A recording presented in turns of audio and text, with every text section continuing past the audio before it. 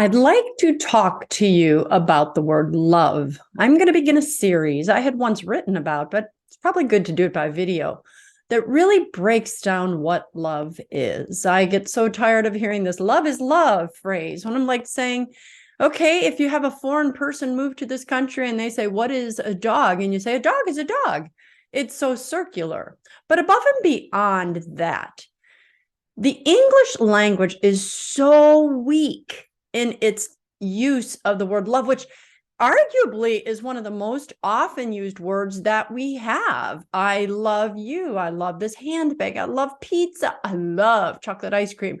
We use the word love so much, but because of those different things that we say we love, and the value with which we assign to them, it is clear that the word love is just not really fitting the gap like it should. For instance, the Greeks had 8 different words used to describe 8 different kinds of love. And I'm actually going to go through those different kinds of love today. But before I do, just know that whoever controls the language controls the message.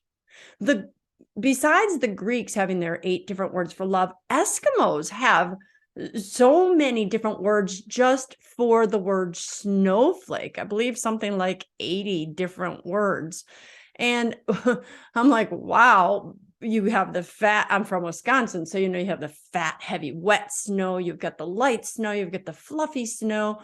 And so to think that the Eskimos have all these different words to describe the different types of snow makes absolute sense. The point of using these words is to best describe that what you're trying to describe in one word, right? So if I say I philia you, or I storge you, or I agape you, those are 3 words that the English language would say, I love you, and I love you, but they all mean something different. So why I'm doing this series is to really try to get us to get an understanding of what love is and what kinds of love we can have. And boy, if it were my choice, I'd say, let's either go back to using these Greek words, or let's create 8 new words of our own, or more for that matter, because I certainly don't want to continue using the word I love ice cream the same as I say I love my husband, because they're 2 totally different things. So in this series that I'm going to do, I'm going to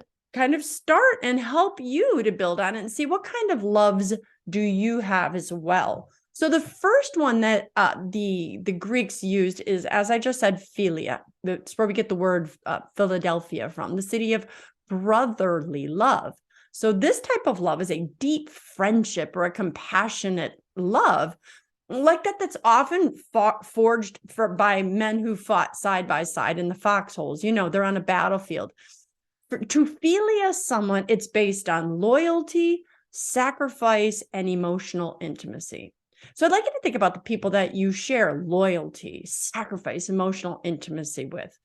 These are the word most of you have, we'd say, is like your best friend, right? So I philia my friend Carla so much. When I first moved to Italy, Carla, I remember showing up 1996. She had a baby on her hip and a bag of a bag of cleaning supplies in her other hand. She was on the wives club hospitality team, and boy, she's perfect for that. So she came and welcomed me. And when someone moves out, you can't ship cleaning supplies. So you keep that person's cleaning supplies, give it to the wives club, and then they go ahead and give them to the next person. Because if you've ever had to move and you ever had to fill all your cleaning supplies again, you're looking at a couple $100. All right.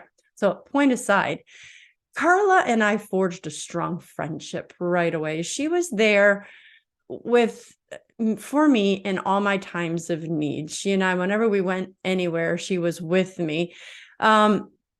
I just loved her and she loved me, or I should say I philia'd her.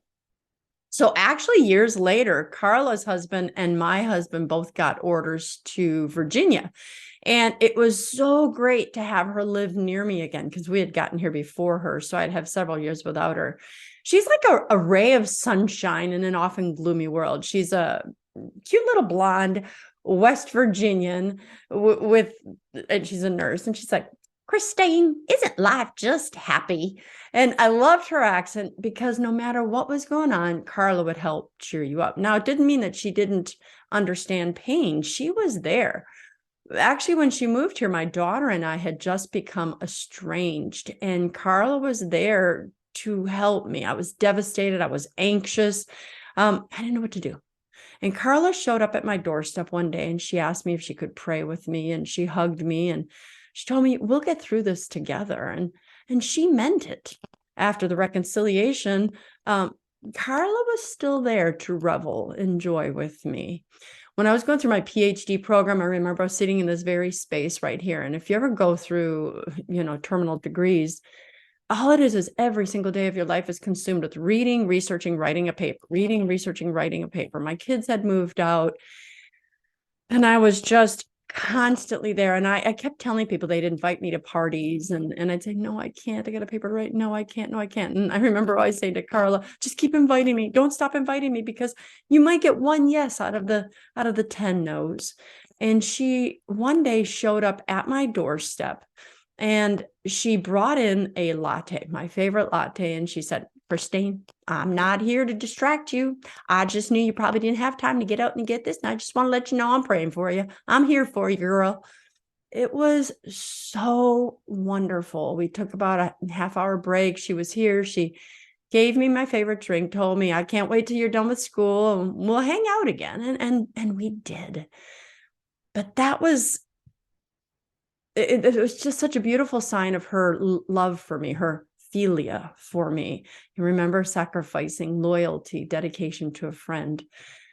Many other people stopped inviting me to events during my PhD program. They got used to all these no, I can't do it. But Carla never did. She kept inviting and she was okay with my no because she knew one day I'd get a yes. And she was right. I eventually did finish and we spent some time together at the mall and did stuff and never lost that friendship with Carla. To me, that is true love. That is true friendship love. That is true Philia. I have another friend, her name is Cheryl, and I Philia Cheryl too.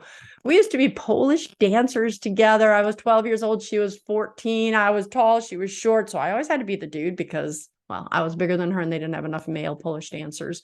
She and I had so much fun together in our childhood. And years later, when my marriage was on the brink of failure, I would call Cheryl at 6 o'clock in the morning, her time. And she would pick up that call every day and I'd cry and she'd listen. And even if she heard the same thing day after day, she was still there for me. She cried when she thought that she too was exhausted. She was too exhausted to go on because I knew when her mom was dying, I was there for her. I just called her, I let her talk and told her I understood how exhausted she must be. I told her I was also there to help her. If she needed me to fly to Wisconsin, I would. And she knew I would. If she ever asked me, I would have dropped everything and been there for her because I, Philia Cheryl. So when we read in Corinthians that love is patient and love is kind, and it doesn't refer only to romantic love. It refers to all of these Greek forms of love that I'm going to go over with you in the next week or so. And it certainly refers to Philia, because I'm fairly certain that you have Philia'd someone too.